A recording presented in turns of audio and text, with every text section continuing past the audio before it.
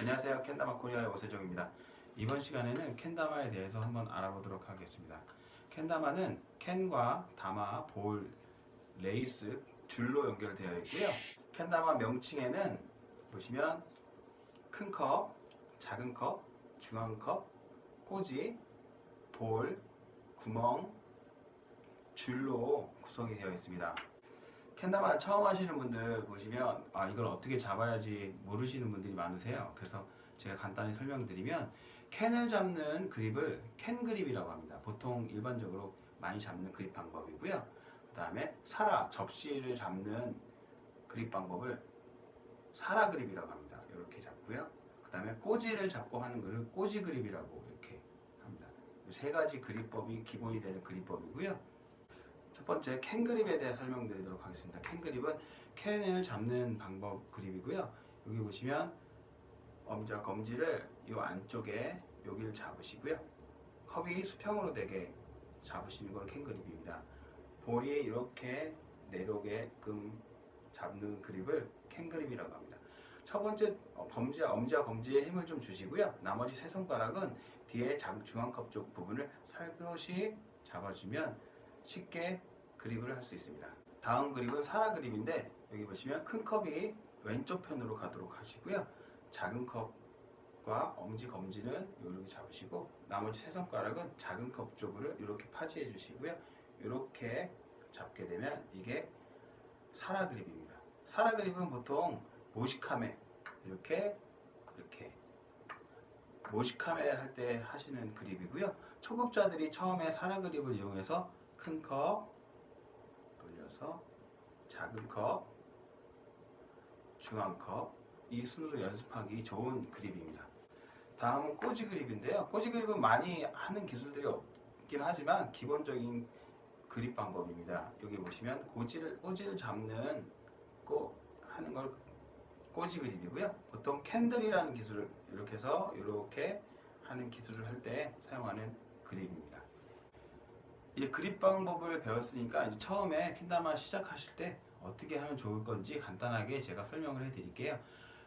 기본적으로 사라 그립을 잡으시고요.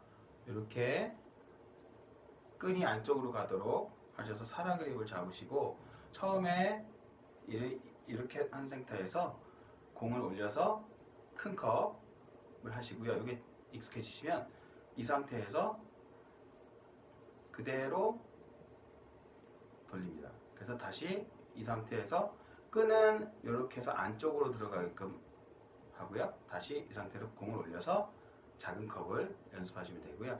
그 다음에는 이 상태에서 그대로 내려서 중앙 컵을 하시게 되는데요. 이 상태에서 공을 올려서 중앙 컵을 하시면 됩니다. 이게 기본이 되는 기술이고요. 많은 연습을 하시면 보다 쉽게 많은 기술들을 시작하실 수 있습니다. 다음은 캔 그립인데 캔 그립은 마찬가지로 똑같습니다. 이렇게 잡고 캔 그립을 잡으시고요. 이 상태에서 공을 올려서 첫 번째 큰 컵을 하고요. 그 다음에 연습이 되시면 작은 컵을 하실 거예요.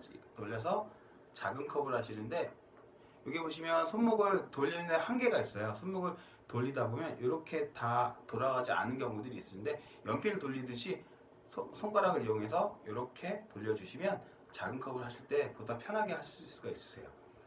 이렇게 해서 손목만 돌리지 마시고 손목과 손가락을 같이 이용하셔서 이렇게 연습을 하시면 보다 쉽게 연습하실 수 있고요. 다음은 중앙컵 같은 경우에는 이렇게 올리셔서 스틱을 이렇게 해주시고 이렇게 하시면 중앙컵이에요.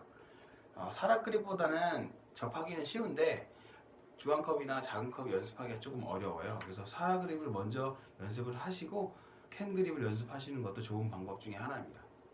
초보자들이 알고 계셔야 될 것을 한 가지 설명해 드리도록 하겠습니다. 캔과 볼과 연결되어 있는 줄이 있습니다. 줄이 얼만큼 길고 짧은 거에 따라서 연습하시기에 쉽냐 어렵냐가 조금 달라질 수가 있거든요. 그래서 줄 길이를 간단하게 설명을 해드리면 처음에 연습하시는 분들은 일본 협회에서도 추천하는 그 줄 길이가 손가락 2개 반 정도거든요. 저는 지금 4개가 돼 있거든요. 손가락 4개가.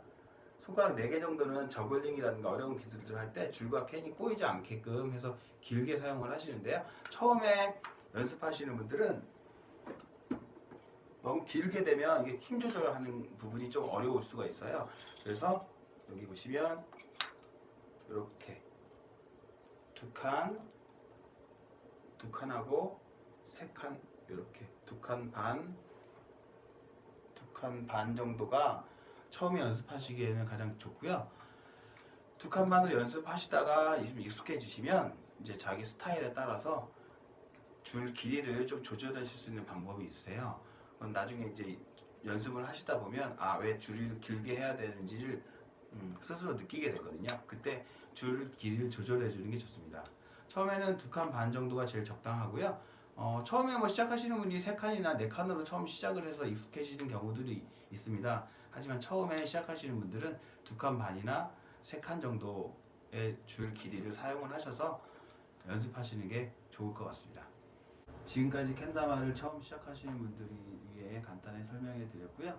지금까지 보신 것들을 잘 활용하신다면 누구나 즐겁게 캔다마를 하실 수 있을 겁니다. 이상으로 캔다마 코리아 오세정이었습니다.